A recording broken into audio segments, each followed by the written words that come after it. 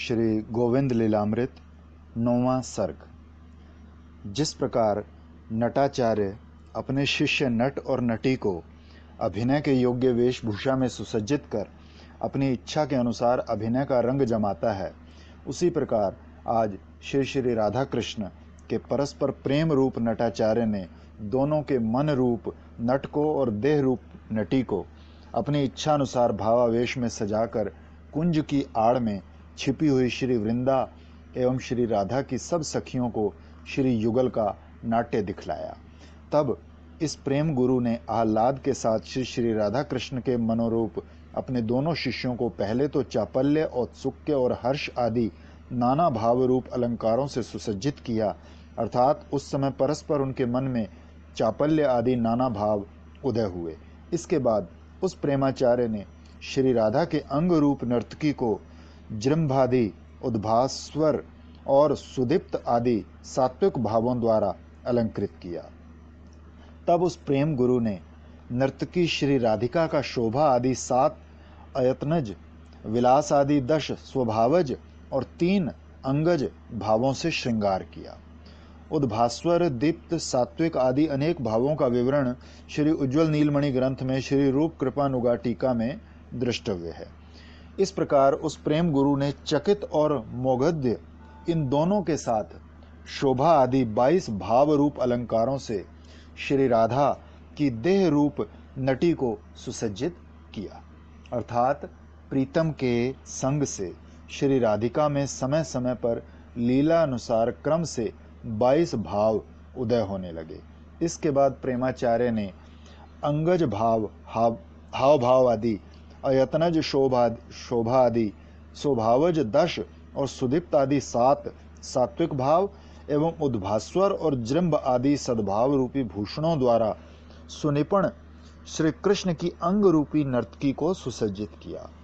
तब उस प्रेम गुरु ने दोनों नर्तकियों का श्री श्री राधा कृष्ण की अंग लक्ष्मी रूप रंगभूमि में नृत्य आरंभ कराया, जिसको देख ललिता आदि सभासदगण आनंद अनुभव करने लगे। अब वे ही अंग रूपा दोनों नर्तकियां परस्पर कला प्रदर्शन से तृप्त और गर्वित होकर अपने अपने नृत्य को उच्चतम रूप में निपुणता के साथ बार बार एकांत में प्रकाशित करने लगी, जिसको देख ललिता आदि सब सभासदगण संतुष्ट हो उन दोनों नर्तकियों को अपने अपने देह और प्राण रूप रत्नों का पारितोषिक देने लगे, अर्थात ललिता आदि सखियां श्री राधा कृष्ण के परस्पर प्रेम द्वारा उत्पन्न माधुर्य आदि का दर्शन कर रोमांचित हो तन मन न्योछावर करने लगी। तदनंतर श्री कृष्ण श्री राधिका के अंग रूप नर्तकी की मधुरिमा में आश्चर्य रंगभूमि में अपने नयन रूप दोनों उत्तम नटों को नृत्य कराने लगे। उससे श्री राधिका हर्षित होकर श्री कृष्ण को सुख प्रदान करने वाले कमल सदृश अपने दोनों नेत्रों के अवलोकन द्वारा विभूषित करने लगी। तब श्री राधा अपने प्रीतम को सामने देख उनके आनंद को बढ़ाने के निमित्त अपने अंग की भंगिमा द्वारा विलास भाव का प्रदर्शन करने लगी। श्री कृष्ण का दर्शन कर उनकी गति कुटिल एवं स्थिर होने लगी। उन्होंने अपने मुख को नील वस्त्र से कुछ ढक लिया, किंतु उनके चंचल तारा युक्त नेत्रों ने वक्रिमा भाव धारण कर लिया। वो राधा विलास नामक अलंकार रूप में देखी गई। उस समय ऐसा ज्ञात होने लगा कि श्री कृष्ण की प्राप्ति की इच्छा से श्री राधिका अत्यंत उत्सुका हो उनसे मिलने के हेतु आगे को बढ़ रही है, किंतु सखियों से घिरे होने के कारण लज्जा उनको पीछे खींच रही है। साथ ही साथ वामता रूप प्रतिकूल भाव सखी भी कुटिल प्रणयवश बलपूर्वक बाईं दिशा की ओर खींचकर घर चलने का आग्रह कर रही है। अब हित्था यानी छिपाने के भाव रूपी सखी भी मानो दक्षिण की ओर फूल तोड़ने को बाध्य कर रही है। इसी प्रकार अनेकों भावों द्वारा श्री राधिका श्री कृष्ण के आनंद का विस्तार कर रही थी। उस समय श्री राधिका के मन की प्रवृत्तियां उनको श्री कृष्ण जी के समीप ना तो जाने ही देती थी और ना रोक सकती थी। तब श्री राधिका श्री कृष्ण के समीप जाने अथवा ना जाने में अपने को असमर्थ जान लज्जा के कारण ग्रीवा नीची कर चरणों और कटी की मनोहारी चेष्टा प्रदर्शित करती हुई कामदेव के धनुष के समान भ्रू चढ़ाकर प्रीतम के प्रेमोल्लास से उल्लसित हो ललित नामक भाव से अपने को अलंकृत करने लगी। उनकी ये दशा देख श्री ललिता को अत्यंत सुख हुआ और उन्होंने आदर से उनके अंग पर हाथ रखकर लालन किया। रस में नागेंद्र श्री कृष्ण इस प्रकार अपनी प्रियतमा की भाव माधुरी के दर्शन कर अपने चंचल चित्त को रोक नहीं सके और उनको आलिंगन करने की कामना से आगे बढ़े, जैसे किसी गुणवती नटनी की नृत्य कला से विमोहित होकर प्रधान नट नटी उसको आलिंगन करने के हेतु आगे बढ़ते हैं। उसी प्रकार आज श्री राधिका की तनु रूपा नटी के चंचल भाव रूप नृत्य की माधुरी से मुग्ध हो श्री कृष्ण का मन रूप नट और तनु रूपी नटी उनको आलिंगन करने के लिए आगे चले। उस समय श्री कृष्ण कहने लगे, हे प्रिय, तुम जो स्वयं मेरे समीप आ रही हो, इससे तुम्हारे अंग के भूषण उलट पुलट हो गए हैं।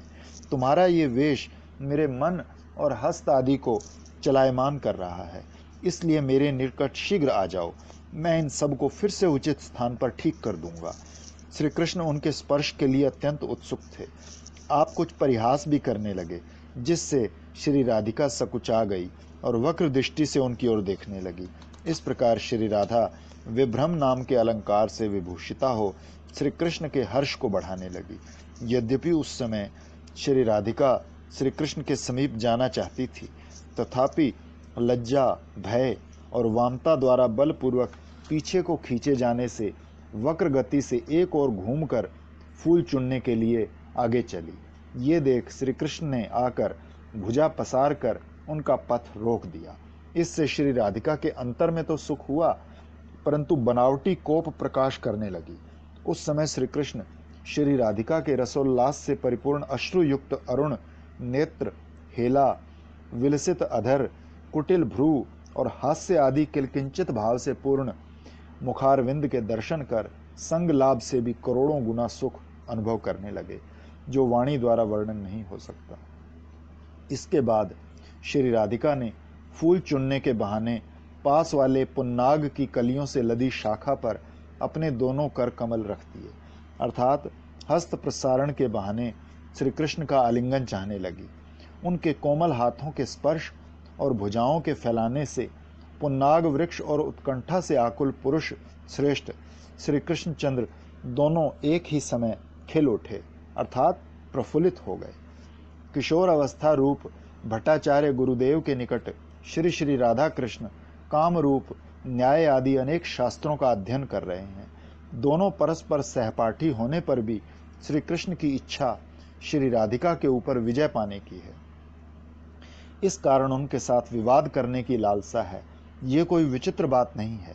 न्याय शास्त्र के विद्यार्थी तो अपने गुरुदेव तक से शास्त्रार्थ कर बैठते हैं।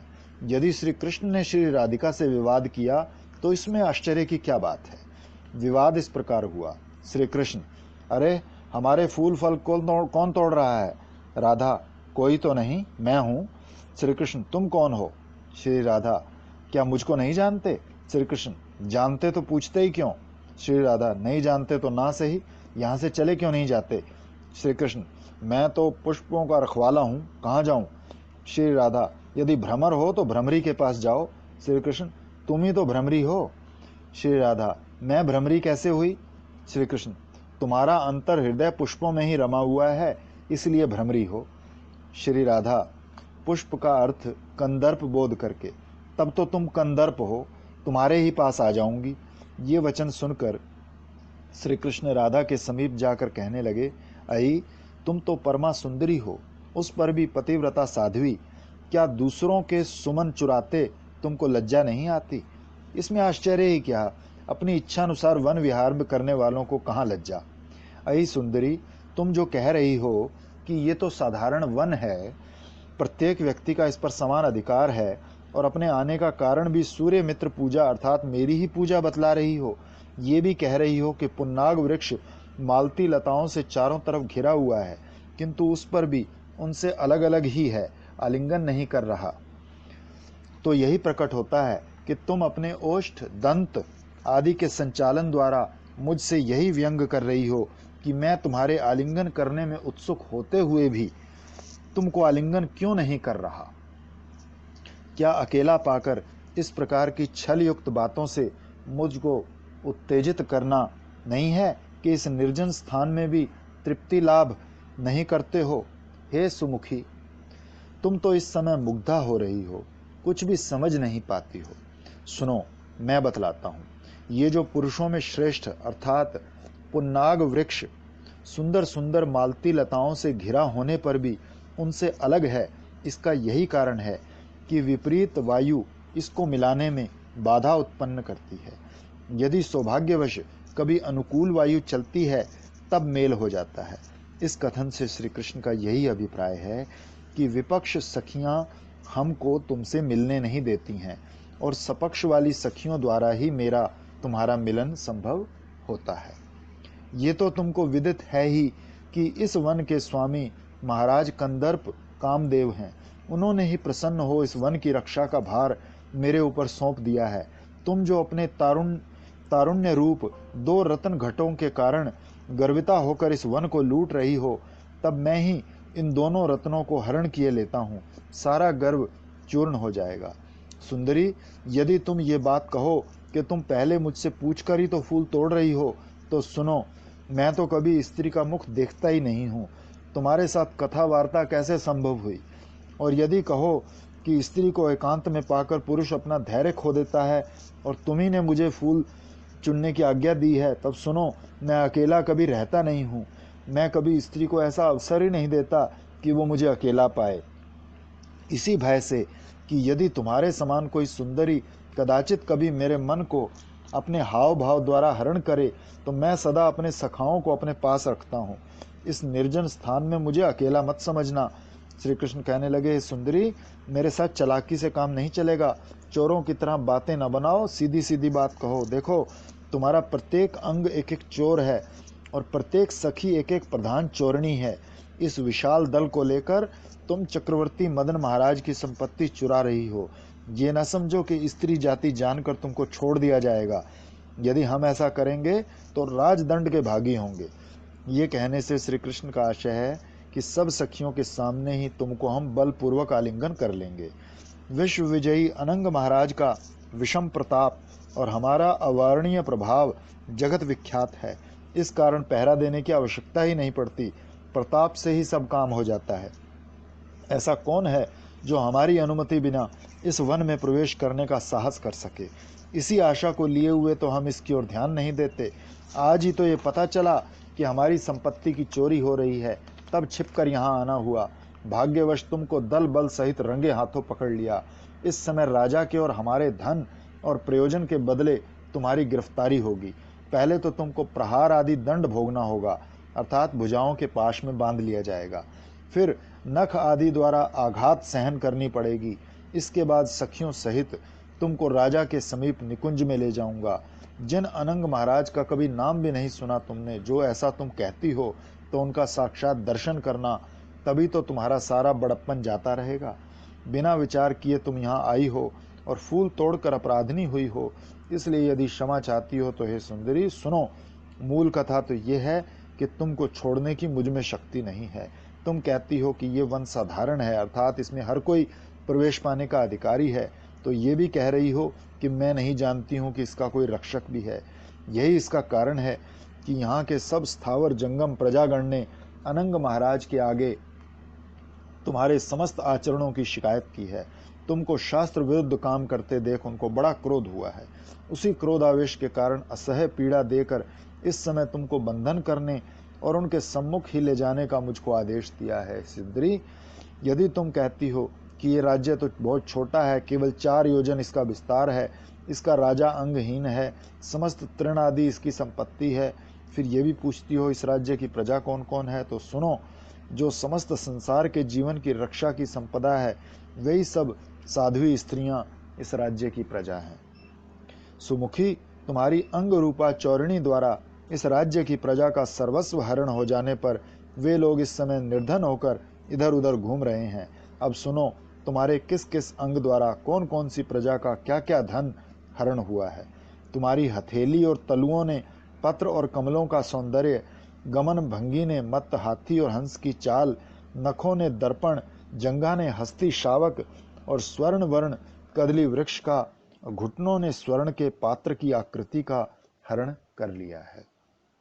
दोनों उरु ने हस्ती शुंड का, कटी ने कामदेव के रथ के पहियों का, कमर के ऊपरी भाग ने उपवेशन वेदिका का, कटी के मध्य भाग ने सिंह की कमर के सौंदर्य का, नाभि ने अमृत कुंड का, रोमावली ने सर्पणी का, उदर ने पीपल पत्र का, वक्षस्थल ने कामदेव शव्या का, दोनों स्तनों ने कमल कलियों, ताल फल व बेल फल का एवं श्रेष्ठ हाथी के मस्तक के एक भाग का, दोनों भुजाओं ने कमल नाल और कंदर्प पाश का, हथेलियों ने अशोक वृक्ष के उत्तम पत्रों का, अंगुलियों ने कामदेव की शक्ति रूप चंपक फूलों की कलियों का, ठोड़ी की कांति ने विद्युत का, कपोलों के ऊपरी भाग में निकले हुए छोटे छोटे बालों के समूह ने भ्रमरों का, दांतों की श्रेणी ने मोतियों की माला का और सारे अंगों की कांति ने स्वर्ण गोरोचन और हरिताल आदि लेपों का हरण कर लिया है।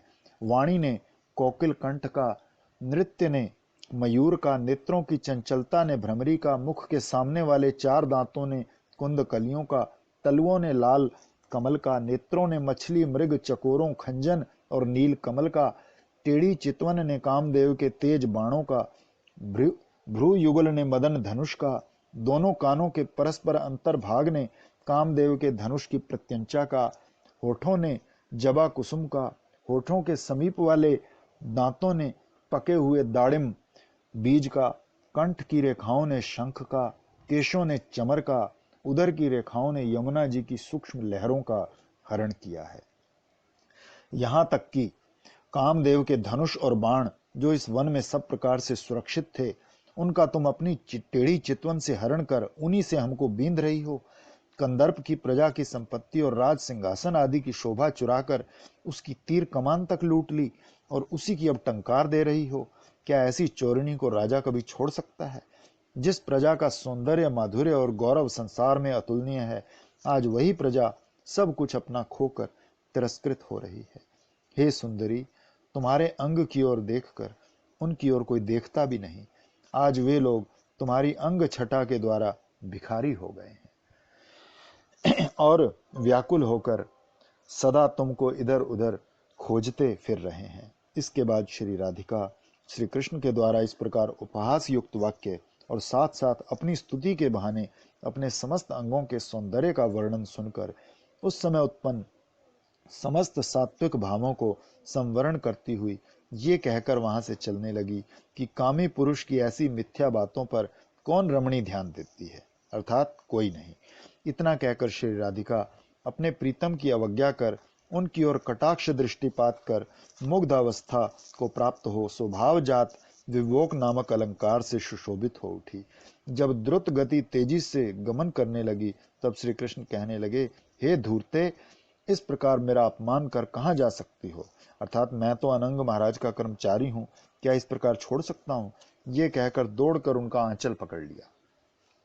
तब श्री राधिका अपने प्रीतम श्री कृष्ण के स्पर्श सुख का अनुभव करने लगी और उस समय उनके समस्त अंगों में आनंद के कारण जो भाव समूह उदय हुए उनसे विचलित हो ग्रीवा घुमाकर श्री कृष्ण की ओर तिरछी दृष्टि करने लगी। उस समय श्री राधा की दृष्टि के माधुर्य का क्या वर्णन हो सकता है। जो श्री कृष्ण की अवज्ञा कर रही है, भ्रमरी के समान वो श्री कृष्ण के मुख कमल की ओर दौड़कर कुटिल कटाक्ष द्वारा अपनी गति द्वारा प्रांत भाग से प्रतिनिवृत्ता हो रही है। श्री कृष्ण के आंचल पकड़ लेने पर नेत्र अश्रुपूर्ण और लाल हो गए हैं। श्री राधिका इस प्रकार श्री कृष्ण को आनंद सागर में डुबोने लगी। उन्मत्ता श्री राधिका उस वस्त्र को जिसे श्री कृष्ण पकड़े हुए हैं छुड़ा रही है और टेढ़ी चितवन से प्रीतम को विद्य करती हुई कह रही है, हे कृष्ण, स्वाभाविक और अस्वाभाविक जगत में मधुर सरस एवं रमणीय जितनी वस्तुएं मौजूद हैं, तुमने उन सब की शोभा का अपने अंग रूपी चोर द्वारा अपहरण कराए है और अब साधु बने बैठे हो, दूसरों को चोरी का अपवाद लगा रहे हो। और क्या कहूं, चीर हरण के समय से तुम्हारी धर्म परायणता और साधुता विदित ही है। बेचारी वे कुमारी कन्याएं नग्न अवस्था में हाथ जोड़कर तुम्हारी स्तुति कर रही थी और तुम आनंद मना रहे थे। धर्म निष्ठा और साधुता का इससे उत्तम प्रमाण तुम्हारे अतिरिक्त और कहां से मिल सकता है? हे कृष्ण, इस ब्रजभूमि में अनेक कन्याएं विवाह योग्य हैं। तुम युवा हो, राजपुत्र हो, किंतु कोई भी अपनी कन्या तुमको दान नहीं करना चाहता। इसका कोई ना कोई कारण तो अवश्य ही होगा। हमको तो ऐसा विदित होता है कि कामुकता ही इसमें बाधक है, अथवा तुम्हारे भीतर और कोई इससे भी अधिक विशेष गुण है, जिसको जानकर कोई भी रमणी तुमसे विवाह करने की इच्छा ही नहीं करती। अब मैं समझी कि निराश होकर तुमने घोड़े के समान ब्रह्मचर्य धारण किया हुआ है। अर्थात घोड़ा विवाह तो करता नहीं, किंतु घोड़ी को देखकर अपनी कामुकता प्रकट करने लगता है। इस प्रकार तुम भी समस्त ब्रजभूमि में मिथ्या ब्रह्मचर्य दिखाते फिर रहे हो। श्री कृष्ण, यदि कहो कि मैं ब्रह्मचारी हूं, तब दूसरों की स्त्रियों को क्यों ताकते हो? वंशी बजा बजा कर पर रमणियों को अपनी ओर क्यों खींचते हो? दिन रात दूसरों की स्त्रियों की क्यों आशा लगाए बैठे रहते हो? ये सत्य है कि सभी कामी पुरुष दुराचारी होते हैं, किंतु कोई भी अपने को ब्रह्मचारी घोषित करके धर्म के नाम पर कलंक लगाकर सती, साध्वी और कुमारी कन्याओं का धर्म नष्ट नहीं करता। तुम तो उन सब से भी कहीं ऊंचे उठ गए हो। खबरदार, फूले फूले इस ओर बढ़ने का प्रयत्न मत करना।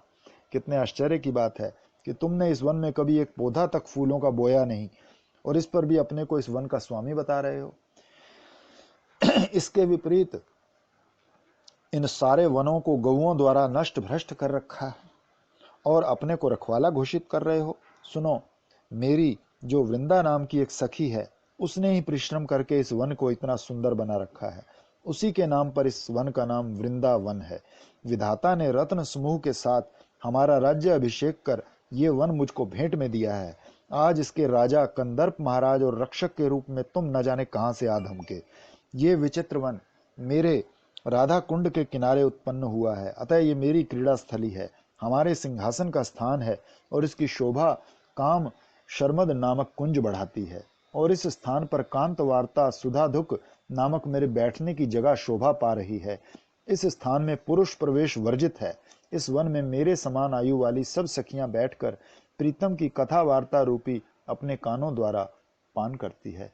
हम तो सूर्य पूजा के लिए फूल तोड़ रही हैं, तुम हम लोगों को निवारण करने वाले होते कौन हो?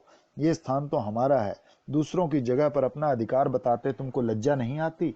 हे ब्रह्मचारी, ये पुष्प वाटिका स्त्रियों की विहार स्थली है, तुम यहाँ पर कैसे आए हो? जाओ, ग्वालों के साथ पशु चारण करो। जहाँ कहीं कोमल घास पशुओं के चरने योग्य देखो, वहीं चले जाओ। श्री राधिका का मुख चंद्र स्वभाव से ही सदा हास्य सुधा युक्त और सुशीतल रहता है। शुक्ल एवं कृष्ण पक्ष का कोई विचार नहीं है। ये चंद्रमा उसमें रहने वाले नयन रूपी हरिण की चंचलता के कारण सदा शोभायमान रहता है। मानो इस अपूर्व चंद्रमा से निकले क्रीड़ा रूपी अमृत से श्री कृष्ण का नयन रूप चकोर और सखियों की नयन रूपी चकोरियां इस सुधापान के सुख में विभोर होकर तृप्ति लाभ नहीं कर पाते हैं। प्रेम पिपासा कभी शांत नहीं हो पाती है, वो क्षण क्षण में वृद्धि को ही प्राप्त होती रहती है। तब श्री राधिका इस भय से कि कहीं श्री कृष्ण से स्पर्श न हो जाए, ग्रीवा घुमाकर कटाक्ष रूप नील कमलों से अपने प्रीतम को विभूषित करने लगी। कुछ कुछ अव्यक्त शब्द कहती हुई उनकी अवहेलना कर आगे को चलने लगी। तदनंतर श्री कृष्ण ने उनके श्रीअंग रूपी नर्तकी के नृत्य दर्शन की कामना से दौड़कर उनका आंचल पकड़ लिया।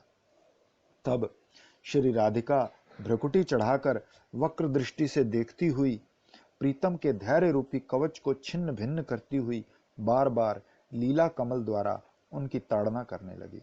इस प्रकार लीला कमल द्वारा प्रताड़ित होने पर श्री कृष्ण के आनंद की सीमा न रही। श्री कृष्ण यद्यपि समस्त ब्रह्मांड के आश्रय हैं, तथापि इस आनंद को अपने में धारण करने में असमर्थ थे। कंप, स्वेद, अश्रु, पुलक आदि के बहाने उसे बाहर निकालने लगे। श्री राधिका भी आनंद के वेग को न रोक सकी। उनकी चंचल भ्रू नीची पड़ गई, देह प्रफुल्लित होने लगे, जिससे कटी देश की अंगिया के बंधन टूट गए। समस्त शरीर रोमांचित और स्वेदमय हो गया। अब सखियां उनकी ये दशा देख हास्य विनोद करने लगी। श्री राधिका भी सखियों द्वारा उपहास किए जाने पर लज्जित हो चंचल नेत्रों से श्री कृष्ण से अपना वस्त्र छुड़ाकर वहां से चल दी। चलते चलते टूटे हुए चोली बंधन को दाहिने हाथ से संभालने में व्यस्त हो गई। श्री कृष्ण भी अत्यंत ललायित हो जिस प्रकार कामोत्सव के समय घट स्थापन कर उसमें आम्र डाली अर्पण की जाती है, उसी छल से श्री राधिका के दीप्यमान स्वेद युक्त स्वर्ण क्लश रूपी दोनों कुचों को हाथ में धारण करने के निमित्त उनके समीप जा पहुंचे। श्री राधिका बड़े कष्ट के साथ अपनी अंगिया के बंधन फिर से बांध अरुण वर्ण बाएं नेत्र के कोने से श्री कृष्ण की ओर से और दाहिने नेत्र के कोने से हंसती हुई सखियों की ओर देखती हुई प्रीतम के हाथों को निवारण करने में व्यस्त हो गई और कहने लगी, अरे छी छी, करते क्या हो? दुर्बला स्त्री को व्यथा देना तो कायरता है। शत्रु की तरह क्यों पीड़ित कर रहे हो? छोड़ते क्यों नहीं? स्मरण रखो, हमारी ललिता सखी तुमको अभी ठीक कर देगी। इस प्रकार श्री राधिका श्री कृष्ण की ताड़ना करने लगी।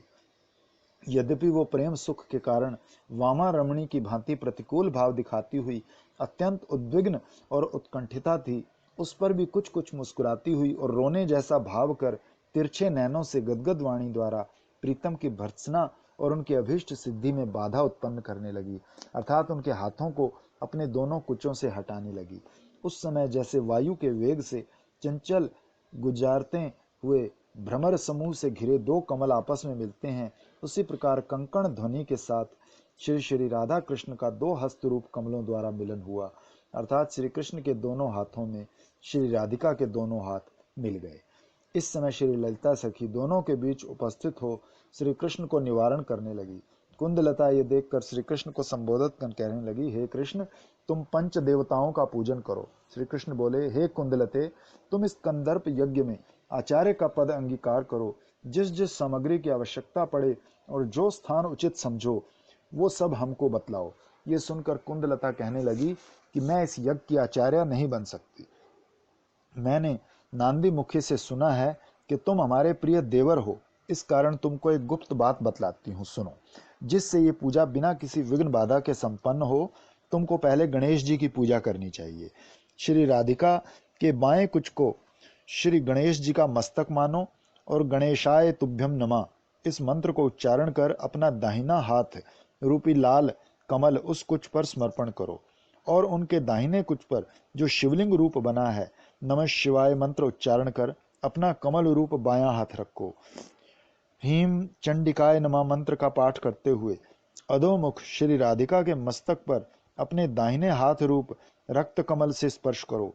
इस पर श्री राधिका तुम्हारे दोनों हाथों को हटाए, तब भी तुम अपना दाहिना हाथ उनकी ठोड़ी पर और बायां हाथ उनकी वेणी पर स्थापन करो। अस्मै विष्णुवे नमः मंत्र का पाठ कर उनके मुख चंद्र पर अपना पद्म मुख लगा दो। फिर भी वे यदि बलपूर्वक तुमको हटाने का प्रयत्न करें, तब तुम उनके सूर्य तुल्य रक्त वर्ण होठों पर सूर्याय नमः मंत्र उच्चारण कर अपने दंत रूप कुंद और अधर रूप बंधुजीव दो फूल समर्पण कर देना। श्री कृष्ण के इस प्रकार पूजा करने के प्रयत्न पर श्री राधिका कुंदलता को ताड़ना करते करते अपने कर्णफूल द्वारा उन श्री कृष्ण पर प्रहार करने लगी। उस समय श्री कृष्ण श्री राधिका की अवस्था देख सखियों को संबोधन कर कहने लगे, अहि सखियों, विघ्न बाधा निवारण करने के हेतु मैं शुभ कंदर्प यज्ञ का विधान कर पंच देवताओं की पूजा करूंगा, किंतु तुम्हारी सखी श्री राधिका को इसमें आपत्ति क्यों है? इस पर सब सखियां वक्र दृष्टि से उपहास करती हुई झूठ मूठ उनकी ताड़ना करने लगी। इस पर विशाखा उनको निषेध करती हुई आंखों के संकेत द्वारा कुंदलता से कहने लगी कि तुम श्री श्री राधा कृष्ण के अंचल एक दूसरे से बांध दो। फिर वो श्री कृष्ण को संबोधन करने लगी, हे देवर, धर्मशास्त्र में ऐसा लिखा है कि पुरुष स्त्री के साथ गठबंधन करके ही धर्म आचरण कार्य करे। इस कंदर्प यज्ञ में स्त्री पुरुष अंचल बंधन होने पर ही सिद्धि लाभ कर सकते हैं। तुम बिना ग्रंथि बंधन के यज्ञ क्यों आरंभ कर रहे हो? हमारी सखी श्री राधिका तो धर्मशास्त्र में निष्ठा रखती है, तब क्यों इस यज्ञ के लिए गठबंधन कराना नहीं चाहती है? श्री राधिका विशाखा की ये बातें सुन होठ चबाती हुई कुछ क्रोध से भ्रू चढ़ाकर उनकी ओर ताकने लगी। इस बीच में अवसर पा कुंदलता ने चुपके से दोनों का ग्रंथि बंधन कर दिया। इस प्रकार बंधन करने के बाद कुंदलता श्री कृष्ण के सामने आकर कहने लगी, हे माधव, इस शुभ यज्ञ में 9 ग्रहों के अतिरिक्त और किसी की पूजा नहीं होती है। ये सुन श्री कृष्ण ने कहा, तब कहो 9 ग्रहों की पूजा किस प्रकार की जाती है? कुंदलता आंखों के संकेत के द्वारा श्री कृष्ण को श्री राधिका के सब अंग दिखलाने लगी। अधर, दोनों नेत्र, 2 गाल, 2 उरोज, मस्तक और मुख, इन्हीं 9 को ग्रहण करने पर 9 ग्रहों की पूजा हो जाती है। अतः इन सब को प्रसन्न करने और तृप्त करने के हेतु अपने अधर रूप बंधु जीव पुष्प द्वारा इनको स्पर्श करो। श्री राधिका कुंदलता के मुख से ये रहस्यमय कथा सुन कहने लगी, हे आचार्य, तुम पहले अपने शिष्य श्री कृष्ण को अपने समस्त अंगों का स्पर्श करा, नवग्रहों की पूजा की शिक्षा दो। इतना कह वहां से भागने को उद्यत हुई, किंतु अंचल बंधन के कारण अवरुद्ध हो गई। पीछे मुड़कर देखा तो अंचल बंधा पाया। इस पर मन में तो अत्यंत हर्ष हुआ कि आज मनोकामना पूर्ण हुई। बाहर से दिखलावे को श्री कृष्ण ललिता, विशाखा और कुंदलता के प्रति रोष प्रकट करती हुई बंधन खोलने में व्यस्त हो गई और कहने लगी, इस निर्लज्ज धूर्तराज श्री कृष्ण के नाटक की प्रधान नटी ये विशाखा ही है। ये ललिता इस नाटक के समस्त पात्रों की नियुक्ति करती है और ये कुंदलता विदूषिका का काम कर सबको हंसाती रहती है। कैसा आश्चर्य है कि ये निर्लज्ज श्री कृष्ण पत्नी के अभाव में दूसरों की स्त्री को अपनी भार्या बनाकर इच्छा पूर्ण करता फिरता है। क्या ऐसा कर्म करने से इसको लज्जा नहीं आती? हाय, मैंने यहाँ आकर अच्छा नहीं किया। फूल तोड़ने के लोभ में मूल भी गवा दिया। अब हम लोग आगे को कभी भी यहाँ नहीं आएंगी। श्री कृष्ण अंचल खोलने में प्रवृत्त श्री राधिका को निवारण करते हुए उनके मुख आदि का चुंबन करने में प्रवृत्त हो गए। इधर श्री राधिका भी उनको चुंबन कार्य में बाधा करती हुई अंचल खोलने लगी। इस प्रकार अपने अपने काम में उत्सुक दोनों एक दूसरे को हटाने में खींचातानी करने लगे। इस बीच ललिता पास आकर बनावटी रोष दर्शाती हुई श्री कृष्ण को ताड़ना करने लगी और बंधन खोल दिए। ललिता कहने लगी, यदि तुम्हारी कामना पत्नी के साथ ग्रंथि बंधन कराने की है तो वृंदावन में तो तुमको कोई अपनी कन्या देगा नहीं। इसलिए एक काम करो, अपने भाई की स्त्री कुंदलता के साथ ही क्यों ना गठबंधन करा लो। तब बंधन मुक्त होने पर श्री राधा दूर जा खड़ी हुई और अपनी ओर देखते हुए श्री कृष्ण को आंख के इशारे से कहने लगी कि कुंदलता के समीप जाओ। हे कृष्ण, तुम्हारी आचार्य कुंदलता इस समय बुद्धि भ्रष्ट हो गई और तुम भी निरे अज्ञ ही रहे। शास्त्र का वचन है, यज्ञ आरंभ में पहले दिक्पालों की पूजा की जाए, किंतु इस मूर्ख आचार्य ने ऐसा ना कराकर ग्रहों की पूजा कराई। इसी से तो वांछित फल प्राप्त नहीं हो सका। इस पर कुंदलता कहने लगी, अई मूर्खे राधे, मेरी बुद्धि तो ठीक है। मैंने तो शास्त्र के अनुसार ही यज्ञ कराया है। पहले ग्रहों का ही पूजन होता है। तब श्री कृष्ण कुंदलता से कहने लगे, अब तुम हमको दिक्पालों के स्थान, अधिष्ठान और नामों का वर्णन सुनाओ। इस पर कुंदलता ने आंख के इशारे से ललिता आदि सखियों को इंगित कर कहना आरंभ किया, ये देखो, सब दिक्पाल इस यज्ञ का फल देने के हेतु ललिता आदि सखियों का रूप धारण कर अपनी अपनी दिशाओं में आसन जमाए बैठे हैं। इसमें कौन दिक्पाल किसका रूप धारण किए हुए है सो मैं कहती हूँ, सुनो। विशाखा शंकर है, ललिता इंद्र है, सुदेवी अग्नि है, तुंग विद्या यम है, चित्रा नैऋत्य है, रंग देवी वरुण है, इंद्रलेखा वायु है, चंपकलता कुबेर है, और जो पहले से ही लीला रास में निपुणा है वही रूप मंजरी ब्रह्मा है, एवं अनंग मंजरी अनंत देव हैं।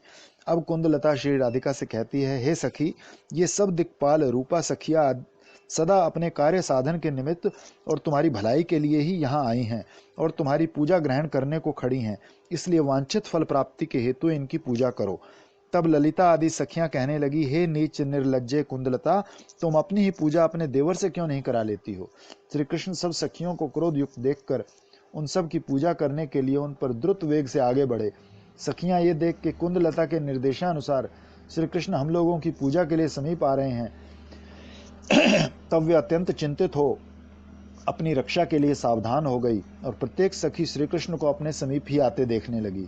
श्री कृष्ण जिस जिस सखी के निकट जाते हैं वो भागने लगती है, किंतु कोई कोई अवरुद्ध हो जाने पर अन्य सखी की सहायता पाकर भागने का प्रयत्न करती है। कोई दैन्य वाक्यों द्वारा उनकी विनती करती है, कोई कोई वाद विवाद करती है, कोई ओढ़नियां छोड़ पलायन कर जाती हैं। सब सखियों के इस प्रकार बचकर भागने से यद्यपि श्री कृष्ण की कामना की तृप्ति नहीं हो पाई, तब भी उनके रोदन मिश्रित हास्य विनोद और अवहेलना युक्त सुंदर मुख और रक्त वर्ण नेत्रों के दर्शन कर उनको महाआनंद की प्राप्ति हो गई। यद्यपि श्री ललिता आदि सखियां इधर उधर भागकर रक्षा पाने के लिए श्री राधा के चारों ओर इकट्ठी हो गई, तथापि उनके नेत्र रूपी चकोर श्री कृष्ण के चंद्र रूप मुखामृत का पान करने लगे। ज्येष्ठ मास के सूर्य का एक नाम वृषभानु भी है। उस महीने की धूप की कांति को वृषभानुजा कहते हैं। उसी वृषभानुजा द्वारा जिस प्रकार कमल खिलता है, उसी प्रकार श्री वृषभानु राजा की कन्या श्री राधिका का आश्रय पाकर सब सखियों के सुंदर कमल मुख विकसित हो उठे। खिले हुए कमल को देखकर मधुलोभी भ्रमर जिस प्रकार अपनी तृष्णा को नहीं रोक पाता, उसी प्रकार मधुसूदन श्री कृष्ण की रस पिपासा सखियों के पद्म रूप मुख को देख प्रबल हो गई और उनके समीप जाने के लिए वो आतुर हो गए। श्री राधिका की प्रवाह ना कर सखियों के ऊपर झपट पड़ने की चेष्टा करने लगे, किंतु श्री राधा ने बलपूर्वक डांट फटकार के साथ उन्हें आगे बढ़ने से रोक दिया। श्री कृष्ण आश्चर्यचकित हो विचार करने लगे कि इसका क्या आशय है। पहले तो हमको ऐसा करने के लिए उत्साहित किया और अब डांट डपट कर रही है। वास्तव में श्री राधिका की हुंकार श्री कृष्ण को अचंभित करने की एक चाल थी, और हुआ भी ऐसा ही। वो भय से कुंदलता की ओर देखने लगे कि जिसका अर्थ था, बताओ ये मामला क्या है। श्री कृष्ण चैतन्य महाप्रभु के चरण कमलों के मधुपान में भ्रमर के समान श्री रूप गोस्वामी जी की सेवा के फलस्वरूप श्री रघुनाथ दास गोस्वामी की प्रेरणा द्वारा स्फुरित श्रीमद जीव गोस्वामी के संसर्ग से उत्पन्न एवं श्री रघुनाथ भट्ट गोस्वामी के वरदान के प्रभाव से प्रकाशित श्री गोविंद लीलामृत काव्य की मध्यान्ह लीला का 9वां सर्ग समाप्त हुआ।